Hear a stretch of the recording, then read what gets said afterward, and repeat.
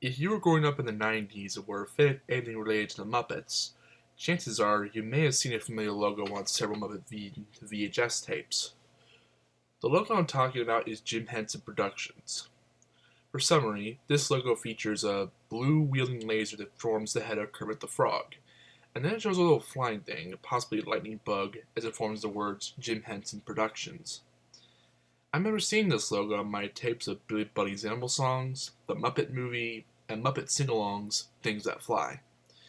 I was a tiny bit scared of this logo when I was little, probably because of the logo being in a black background and the noises of the laser.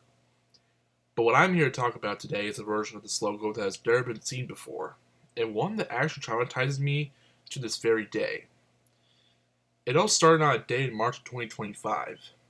I had just got on my local Regal feeder after seeing The Day the Earth Blew Up, a Looney Tunes movie. I thought it was pretty good in my opinion. I walked down to Goodwill to see if they had any good VHS tapes or DVDs. I spent a few minutes browsing, up until I spotted a tape I used to have during my childhood. It was a VHS of Billy Bunny's Animal Songs, a tape I watched all the time when I was little. I bought the tape for approximately 99 cents and I called for my mother for a ride home. When I got home, I took the tape over to my shed and inserted the tape into my TV with a built-in VCR. The opening previews were overall normal, but then everything started to go downhill right after the Alvin and the Chipmunks sing-along trailer. The first change was the feature program bumper. The background was red instead of the usual green, and the text was black instead of white. Also, there was music, but it didn't sound like the last few seconds of the credits to Muppet Babies. It said it was a sound of wind blowing and a very chilling, low-pitched organ tune. It started to disturb me dearly because I thought there was something wrong with Sorry. There was something very wrong with the tape I bought. It was like this for 7 seconds, then the announcer came in, but he sounded like he was really scared, like there was something else awaiting on this tape. And now, our feature program.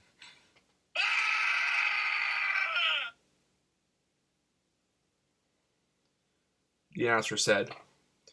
For your information, the announcer's screen right underneath said the words feature program. The screen faded to black, and here's where it got progressively more disturbing. The Jim Henson Productions logo came in, but the laser was red instead of blue, and the laser was way louder than the original, almost as if my TV speakers were at full volume. Also, the music was also in an organ tune instead of the usual orchestra.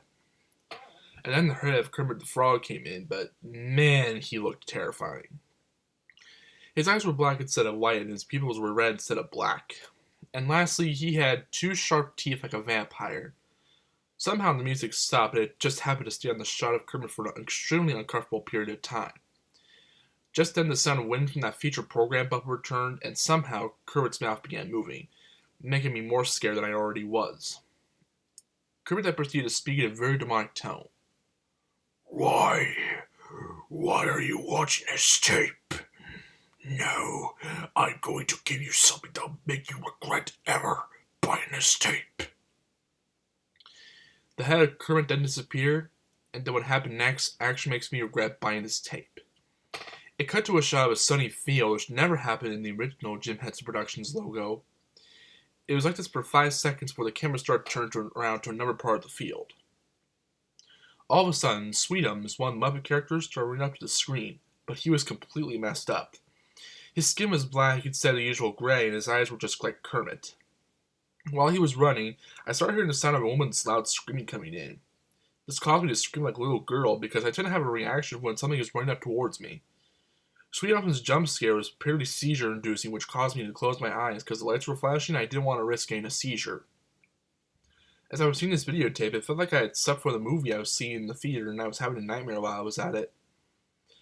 After that horrific jump scare, I opened my eyes and the rest of the logo was somehow playing completely normal. But I couldn't take it anymore. I wound the tape a bit so I could record this to my cell phone so I could show a Discord server I was in this horrifying atrocity in the future. Once I finished recording, I took the tape out, grabbed my uncle's hammer, and smashed the tape to bits. After that, I took the pieces of the remains of the tape and threw it in the garbage. Later that night, I was too traumatized to sleep because I was worried that I would have a nightmare about that cursed logo. I unfortunately fell asleep and had a nightmare. However, this nightmare was a lot different. This dream involved me in the exact same Goodwill where I bought that Billy Bunny VHS. When I picked up the tape, a Goodwill employee appeared in front of me and said, sir, I would not buy that tape if I were you. It's got a scary logo. I ignored his warning and proceeded to buy the tape. But when I walked out, I saw that exact same Sweetums creature from the tape running towards me. In a panic, I woke up. But then I decided to go back to sleep, thinking that I would have a different dream.